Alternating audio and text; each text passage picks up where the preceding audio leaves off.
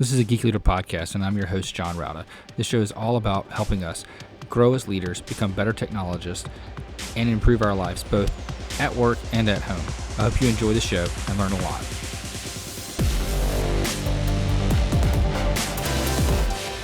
Hello, world, and welcome to episode 223 of Geek Leader Podcast. I'm your host, John Rauda, and today's sponsor is A2 Hosting.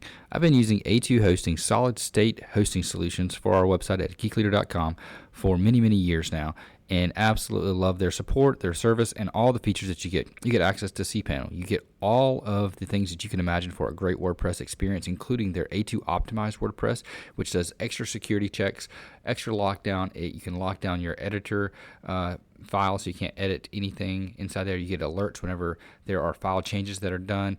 You can also do automatic updates, backups, and more with A2 Hosting. So highly recommend it. Go to geekleader.com/A2 to get more information and to sign up for their solid-state, turbocharged speed hosting today. Again, that's at geekleader.com/A2. All right, Geek Leaders. Today on the show, I have Erin Jewell, and she is a leadership coach. And before that, she worked in pharmaceutical for many years, becoming an excellent leadership asset there, as well as an executive. She's been coaching and leading for a while. She was actually named in the top 10 coach in 2021 by Thrive Global, which is pretty awesome. And super excited to have her on the show. She's also a professor at Villanova, so we might talk a little bit of basketball. I don't know. We'll see where that goes. But anyway, welcome to the show, Erin. Thanks, John. And please do not use my leadership professor status at Villanova as any indication of any in-depth knowledge of the basketball team, although I do enjoy watching the games. Yeah, I hear you. I get asked sometimes things about Winthrop too, and I'm like, I just teach one class. I don't know. I don't know what's going on. So, if you don't mind, just tell the audience a little bit about how you got to where you are today and what you're doing today, just to lay some context for our conversation. Absolutely. So I am an executive mindset and growth coach.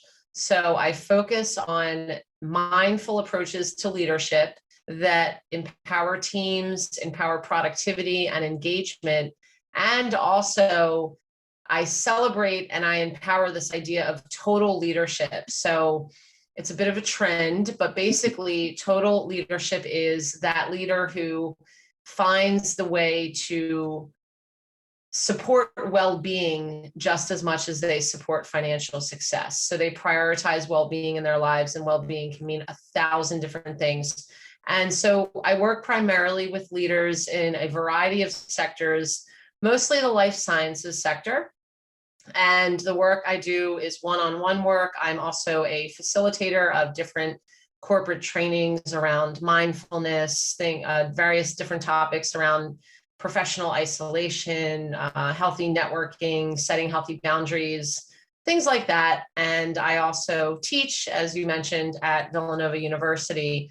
And so my journey brought me here about 6 years ago. And prior to that, I was a sales professional and eventually a sales leader in both the pharmaceutical and medical device sector. So I worked for 3 of the world's largest pharmaceutical medical device companies. So I was trained by the best.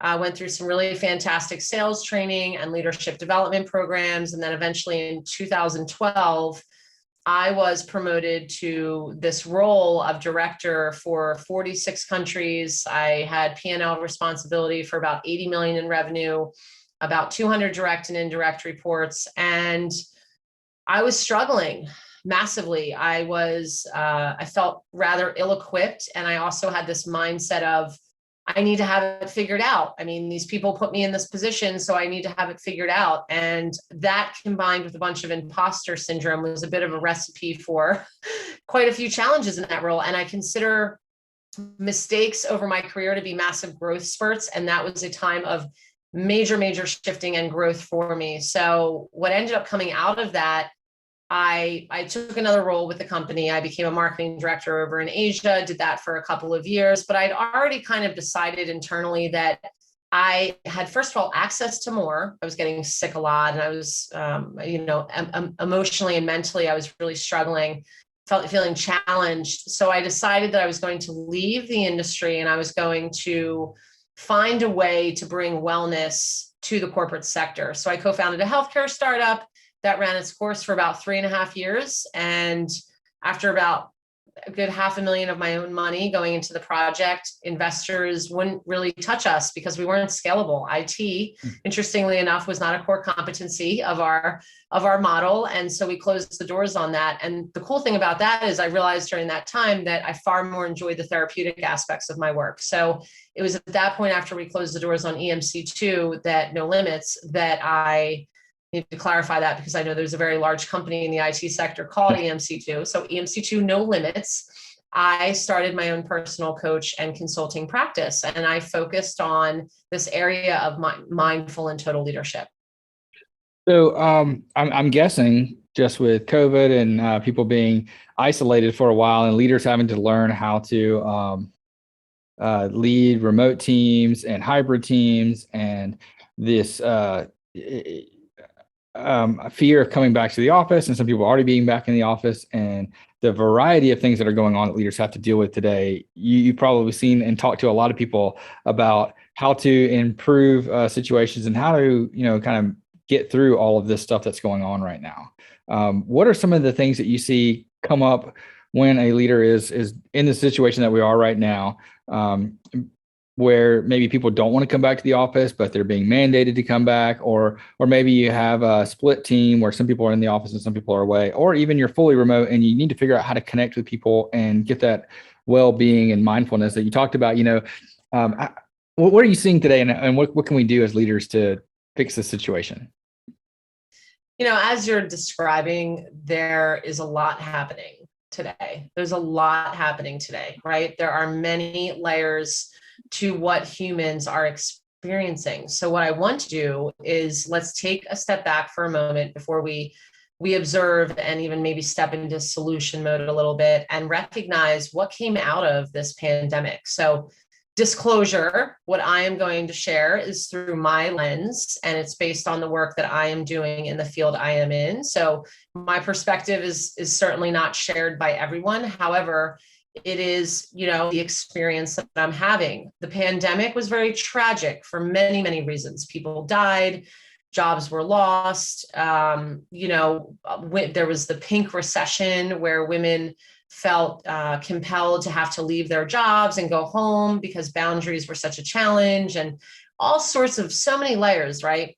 And just like any other catastrophic event or tragedy, there are gifts and there are opportunities. And, what I have observed to be the case, not only with clients, but also conversations, other interviews that I've been involved with, is people have this renewed sense of self. They have this awareness today that they have access to more. People went home and spent quality time with family. I was coaching the CEO of a company that had been for decades. The mentality was just never enough, never enough. And it was a really interesting situation. And this person never took vacation. And when COVID hit, in like the first 6 weeks, I was on a call with him, and he said, it's kind of nice being forced to stay home. Like, this person literally had no idea how to stop, right? And there's probably a few of us that can relate to that, right? So what's happening now? So we've made it through the pandemic. People want to go back into the office. In fact, there's a speaker series program I'm currently running called Return to Work. And a lot of it has to do, and it's called Harnessing the Power of Purpose and Perspective. A lot of it has to do with perspective. So number one, as the leader, you're the middle person, because you have the organizational sort of objectives, which are, in some cases, everybody needs to come back into work, right? Then you have your team that's saying, okay, I just figured out how to make this thing work. And oh, by the way, for the past year and a half, we've been really productive working remotely. And now you want us to change again and come back in full time, right? So you have leaders that are being like that. And then the leaders themselves, right? The leaders themselves are like, and I finally figured it out too, but I need to do what's being directed of me, which is bring everybody back into the office. So I'm seeing a lot of different things. There's a lot of different conversations. The work I do as a coach is as much as possible. And this is where I would start to share some opportunities for leaders here. What I do as a coach is I hold space. Okay. Coaches don't tell people what to do. That's the way traditional coaching works. I'm not a mentor. I'm not a consultant. I'm asking questions that empower you as a coaching client to get to the places you want to go to. So an opportunity leaders currently have is around in that space, holding space. If somebody comes to you and says, I want to work from home, giving that individual, within the confines of what the organization is calling for, giving that individual the chance to feel heard. Okay. So that can look like a lot of different ways. It can be an increased amount of one-on-ones, but not to the extent that it's exhausting the leader, but maybe some more one-on-one time to kind of work through things, maybe come up with a little bit of a plan.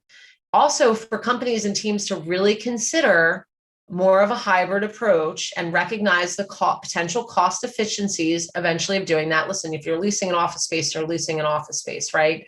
But there's also a lot that goes into the upkeep of that on a daily basis. So considering the hybrid option, I'll tell you this, when I was in the industry, one of the companies I worked for would lose engineers a lot because, well, it seemed like a lot, partly because they didn't offer the hybrid opportunities. So what was happening was a lot of these engineers were traveling from the local city, commuting to work, which was a long commute, but then they would get scooped up by competition in the local city because the company I was with required them to be in the office 5 days a week. So just before I left, they were actually testing something called flex time, where these individuals could work remote at least 2 days a week. And it was working. They were increasing retention of their most talented engineers because of it.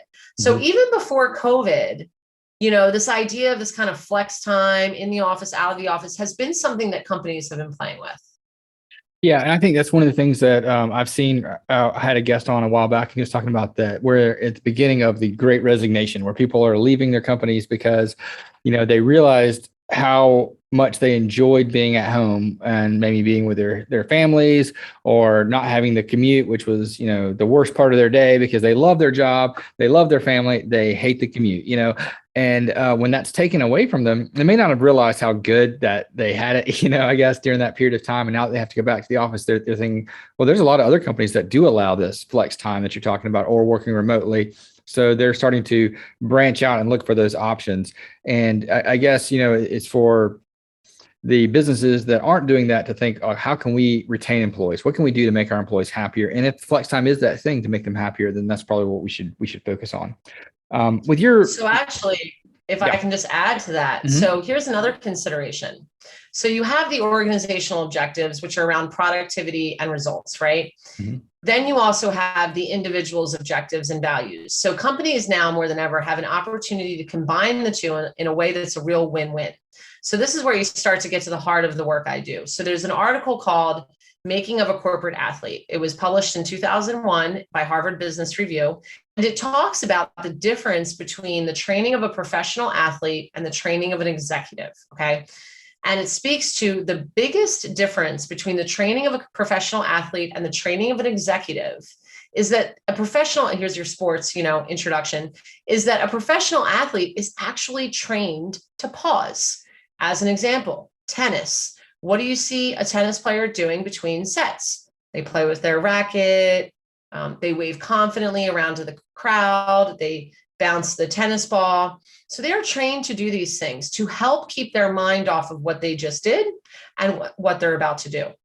And so in the corporate space, we're not trained to do that. So and it's compounded when we're actually in the office, because when we're in the office all day long, we have this game on mentality, and we're doing things like multitasking, that word was not created for humans. That word was created for a computer process. Back in the 60s. And it can actually negatively impact productivity by up to 28% a day. So if you take that element out, give people an opportunity to work at home certain days of the week, you can actually track it and will likely see higher productivity and more optimal results because of it. Yeah, and the absolutely. people will be happy. Yeah, absolutely. And I know just in my own, anecdotal experience of leading teams and things throughout the years, I have noticed a happier employee and ones that have pauses and breaks are far more productive. We used to do this thing called the Pomodoro Technique with one of my development teams a few years ago, where you would code, turn off everything and just focus on your task and code, intently for 25 minutes, and then turn it off. Don't code. Don't think about those things. Get up, walk around, conversate, talk, do whatever for 5 minutes. But 5 minutes, you're not allowed to look at what you just did. You're not allowed to code, and spend time doing something else. Maybe it's checking email. Maybe it's, shopping on eBay. Who cares? But for 5 minutes, you're not going to code, and then come back to it and see where you left off and get picked back up. And having those little breaks. And some people said, well, it's better to do 50 minutes and 10 minutes off. I don't care. It doesn't matter. But having those little breaks in between just seem to make the employees happier, and their productivity just skyrockets. I don't know how that happens or what's going on in your brain, but I noticed it just as a leader, and it's one of those things that's super important. And I think you're absolutely right when it comes to a win-win situation for the businesses. Well, and it's a physiological process. So it has a lot to do with the sympathetic and parasympathetic response. So most people know the sympathetic response as being that fight or flight response, and the parasympathetic as being rest and digest. So what's happening is when we're exposed to chronic long periods of stress, fight or flight, which by the way, our bodies do like stress. Our bodies like to be in that fight or flight response. That's why we have the chemicals that we have in our body. That's not the problem. The problem, as you just so clearly pointed out, is if we do the fight or flight for too long. So coding, there's a release happening. There are chemicals being released. You're kind of in the zone. I mean, listen, I'm not a coder. I'm just assuming that this is kind of like what's happening. But anybody who's focused on a task, right, that's been assigned to them, like they are focused on that task. So there's a certain amount of chemical response to that. If that chemical response is dragged out for a long enough period of time, and you don't transition into parasympathetic rest and digest for the body to actually recover, it impacts cognitive function. And this starts on day one. So for example, you have the average business professional experiences, studies show 25 to 50 stress events per day. So I have my 25 to 50 stress events. I do not recover from these events. Every time there's a stress event, which the body likes, there's a cortisol release. And then at the end of the day, I go home at night. I don't do anything to move it through me. I don't, meditate. I don't work out, whatever. I have dinner. After dinner, I'm still like feeling kind of wired. I can't really fall asleep. Why? Because I still have that cortisol release that hasn't been moved through my body yet. So it makes it harder for me to sleep. I get less sleep that night. Well, what happens the next day? The next day, my cognitive function has already been impacted by 5%. After 2 or 3 days of that, then the weight starts to get affected in addition to the cognitive function. So when we put ourselves through chronic long periods of stress that can be good, it can even be eustress, jobs we like to do, things like that, and we don't pause, it affects our clarity and our ability to make decisions and a whole bunch of other things.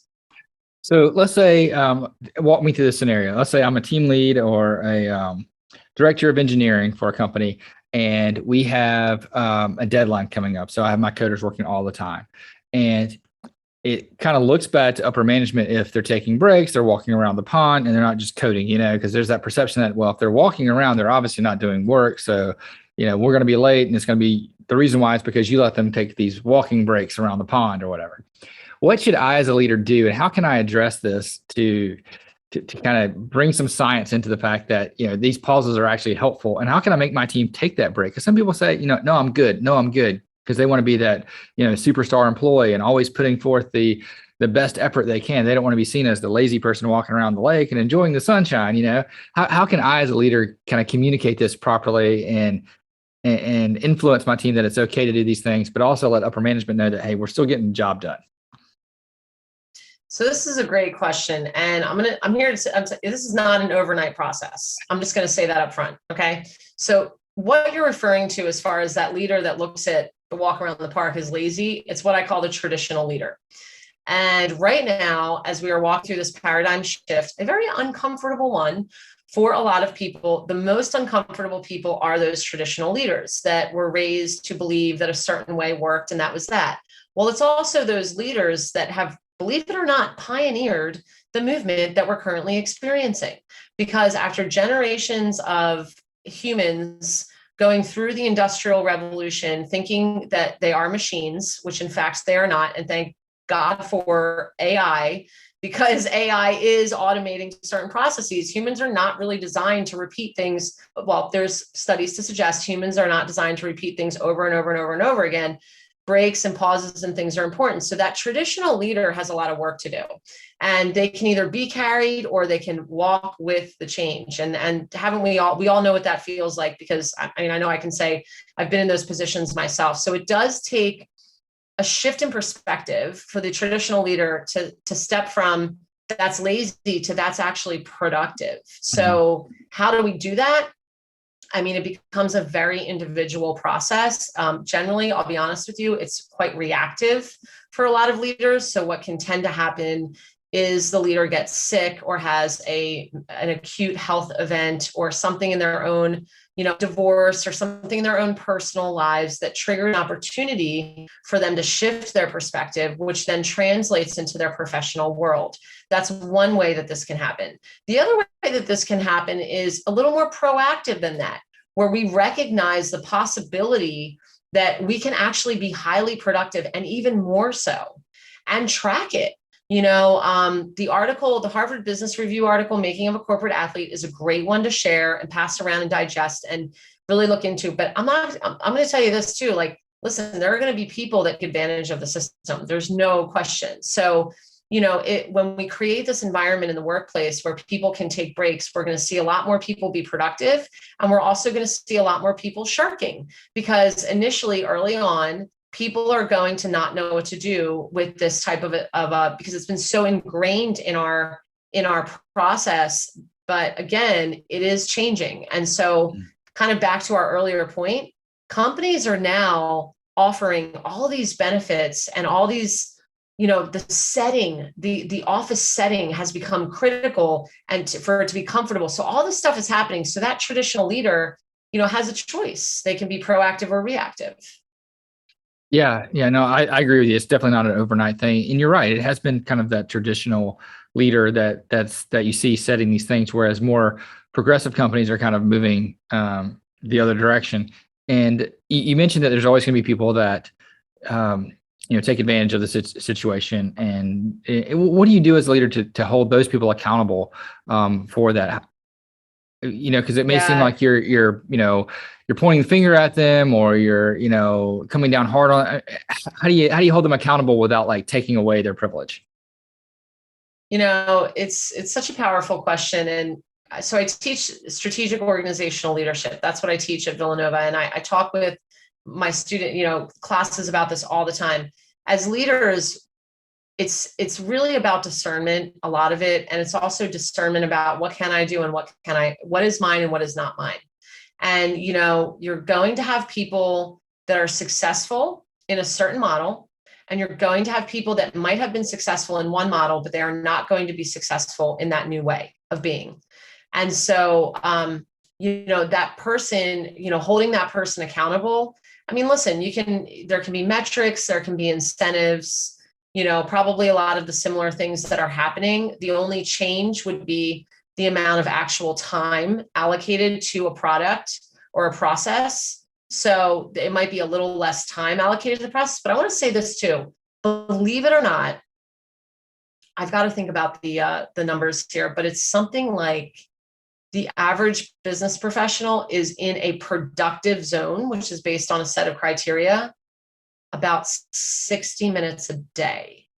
So what that means is like, and the criteria is the following. The productivity that person is experiencing is directly tied to whatever their objectives are, whatever their results need to be. So that's what productivity would mean for each person and why it's different. And it's about 60 minutes a day, which means the rest of the time in that period that they're working, they're doing things that are not directly related to those results. They're doing things that are maybe connected, but they're not directly tied to the objectives, which also means there's already a lot of slack, even though there's all these attempts to cut out that slack. there's a little more slack in there. And what are we talking about here? We're talking about 5 to 10 minutes a few times a day, right? We're not talking about half day, Iceland, what do they just converted to a 4-day work week, right? A few weeks ago, we have countries around the globe doing that. Is that a terrible idea? I don't think so. If you think about how you operate as an individual, like let's block out all the noise for a minute, right? I'll share this with you. I had a sales manager say this to me a really long time ago, and I was early on in my role, but it was like a performance review. And he said, there are times where you're really, really productive. And then there are other times where like you're not.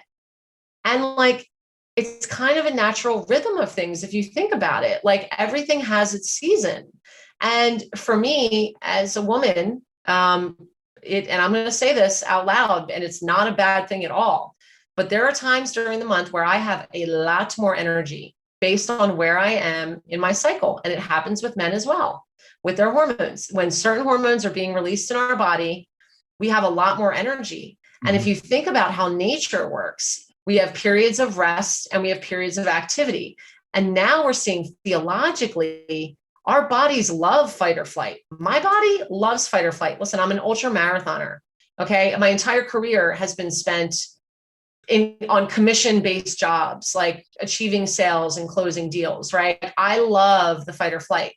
My body also loves rest and digest.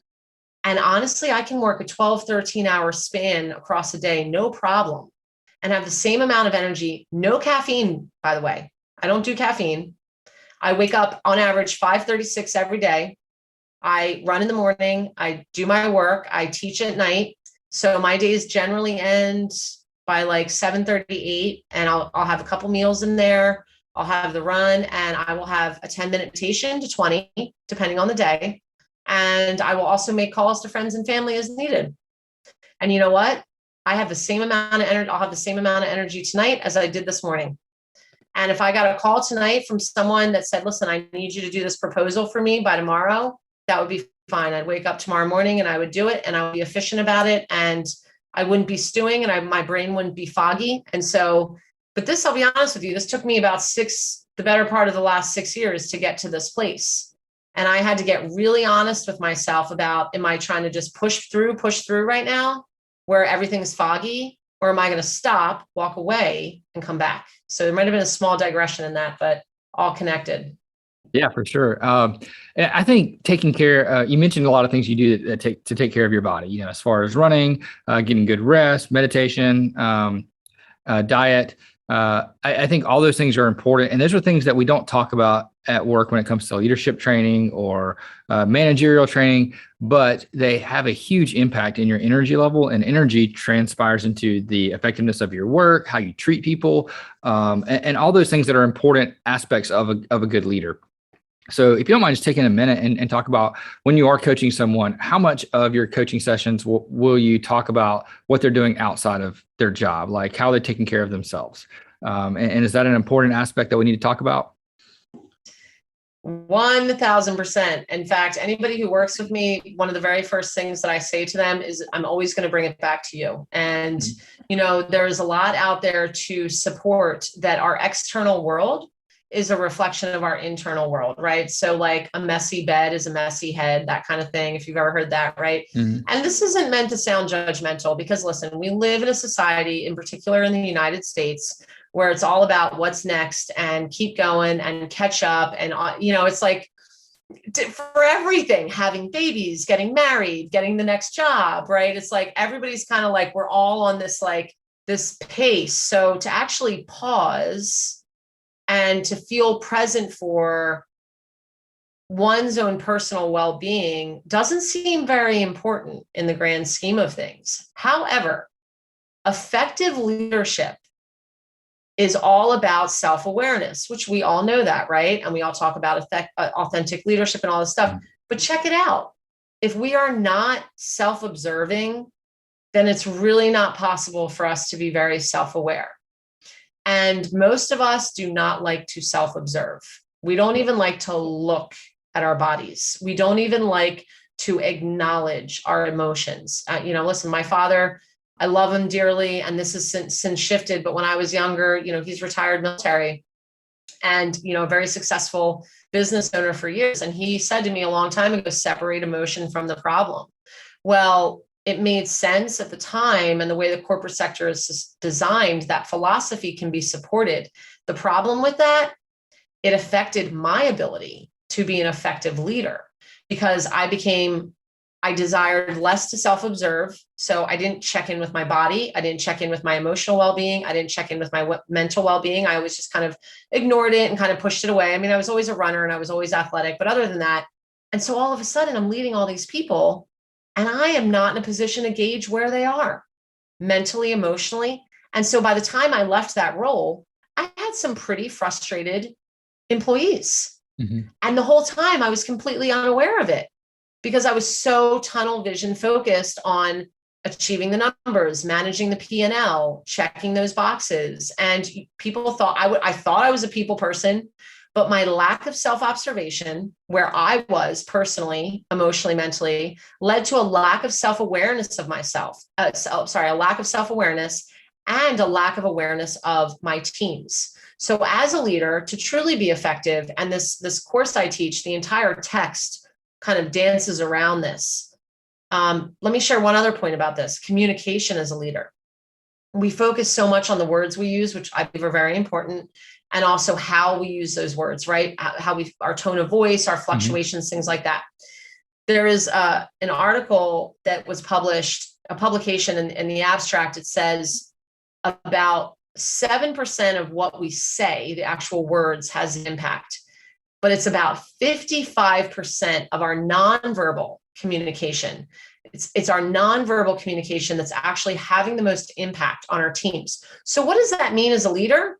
How do I impact how do I cultivate more effective nonverbal communication? Well, listen, if I'm not feeling good emotionally or mentally, or if there's something off balance, which there's always something off balance with humans, we're always kind of getting back into balance.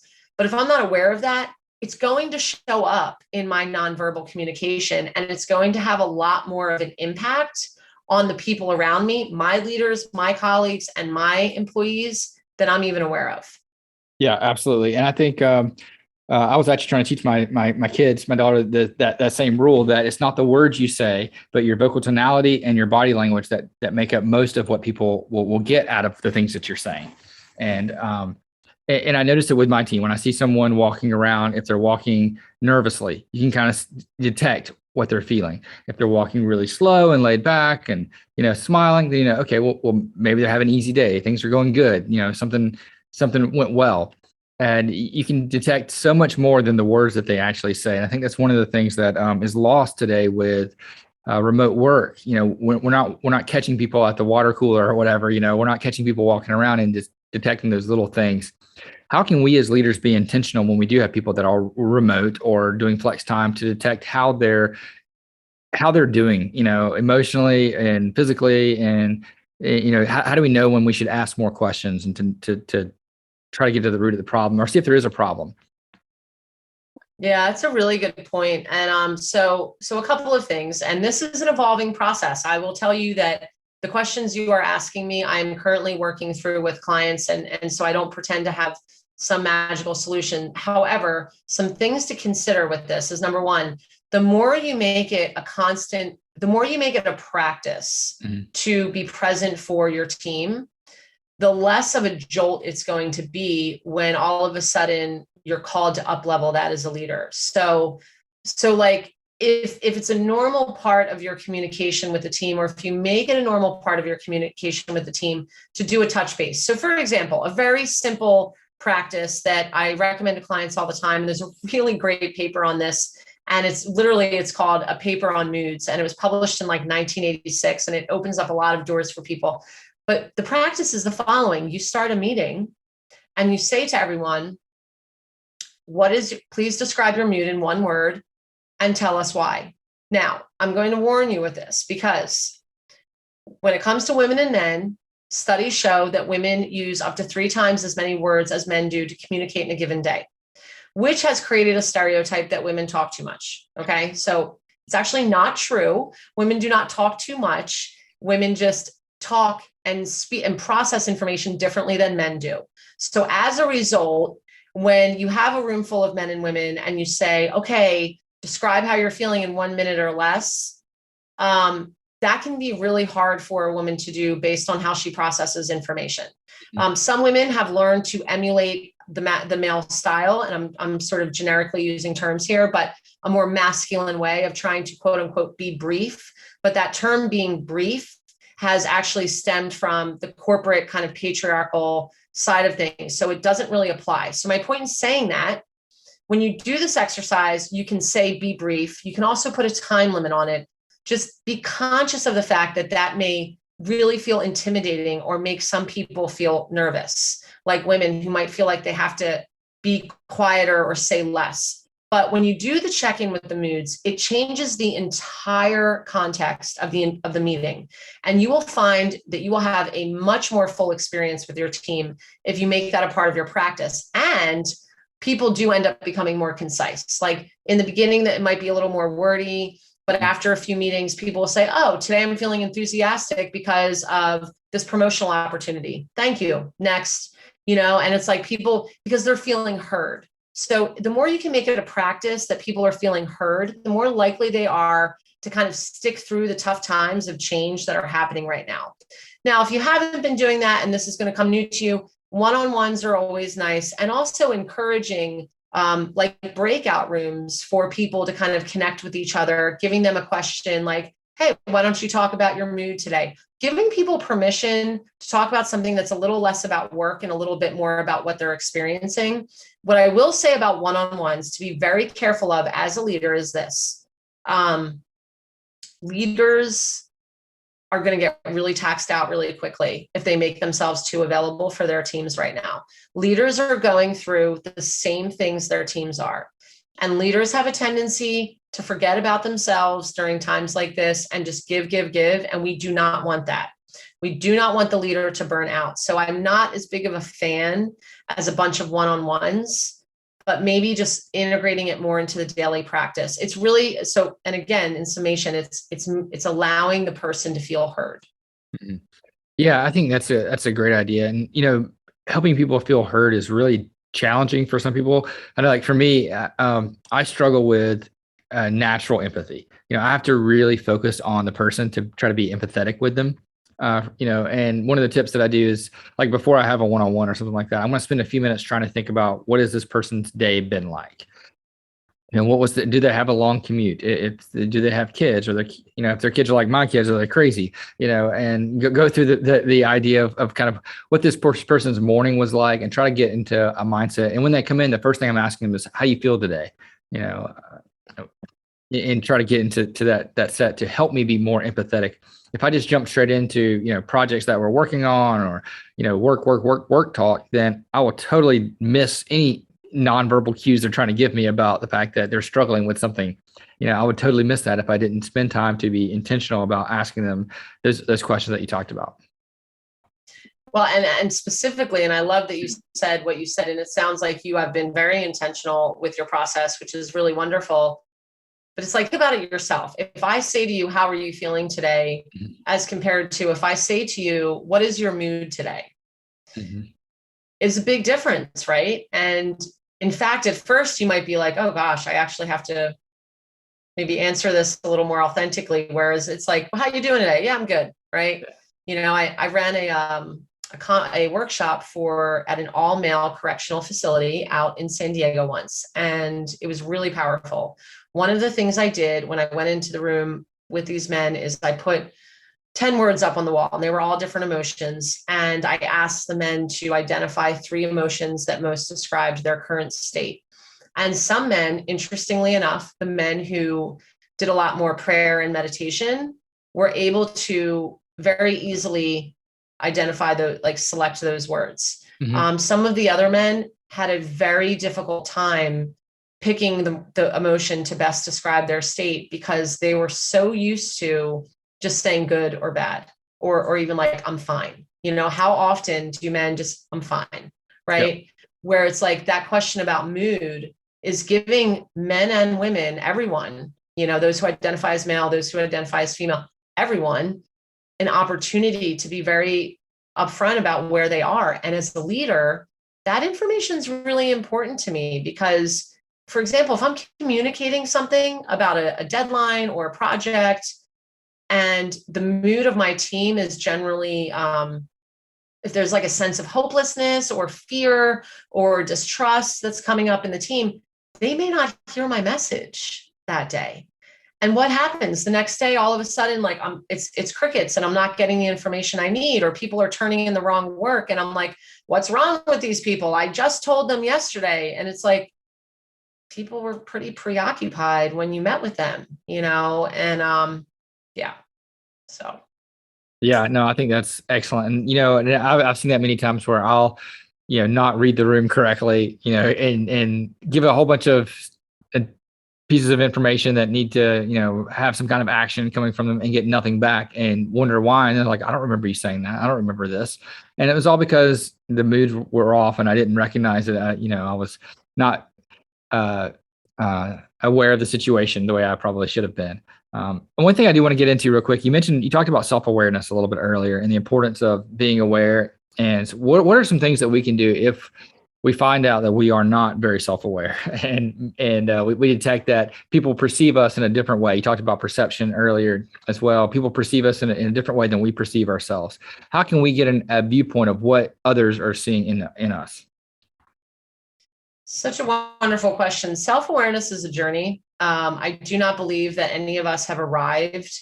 It's work I do for a living, and I haven't even come close. So I do, I like to say I'm a slow learner, and just like my Aunt Mary, when she died at 103.5, and I said, "What kept you here so long?" She said, "It took me a while to figure it out." Right. So I want to be like Aunt Mary. Right. So it's a journey. I will say this: self-awareness does, I believe, in order for it to be lasting, begin with taking off the cap of judgment. Okay. So like, listen, we all wear this hat of judgment where we're constantly judging ourselves. We come out of meetings, we say, I wasn't clear enough, or I talked too much, or I didn't talk enough, or, just if we pay attention to how we are talking to ourselves, there's probably a fair amount of judgment involved. And so if we're spending our time in judgment, it becomes much more challenging for us to have a desire to become more aware of who we are. And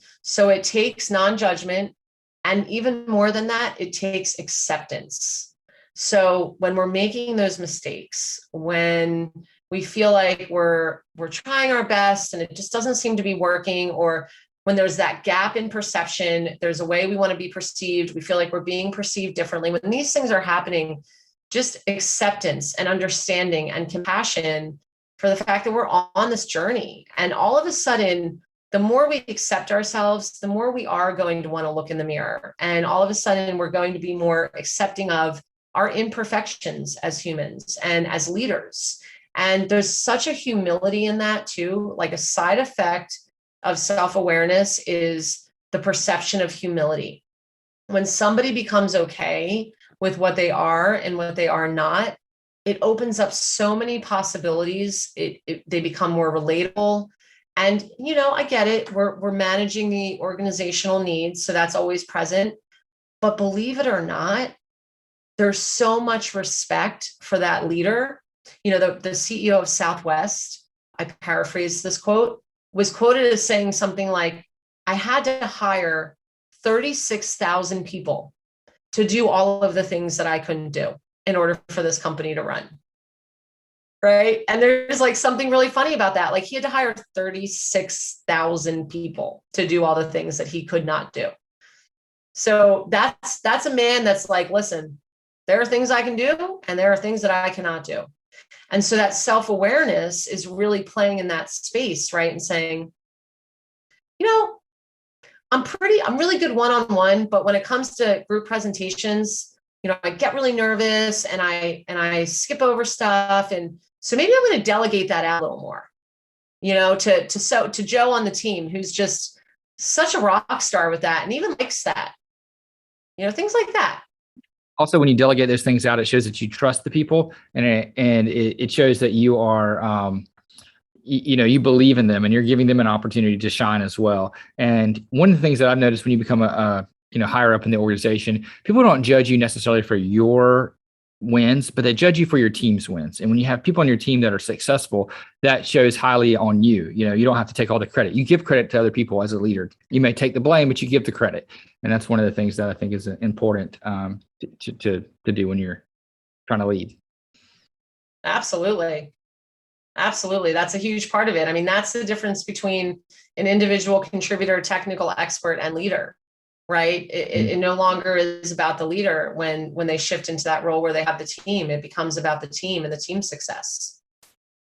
Yeah, absolutely.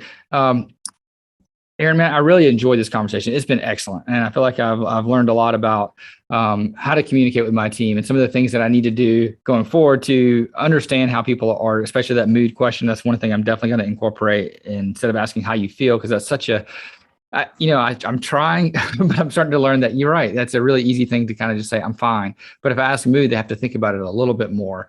So I'm definitely going to incorporate that piece into my meetings going forward.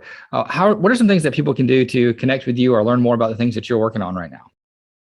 Well, John, thank you so much for your time today. And yeah, I mean, if anybody has any questions about any of the conversation today or any of the articles or publications that I've referenced, the best way to get in touch with me is through my website. So www.erinjewellconsulting.com. That's ERINJEWELL consulting, all one word.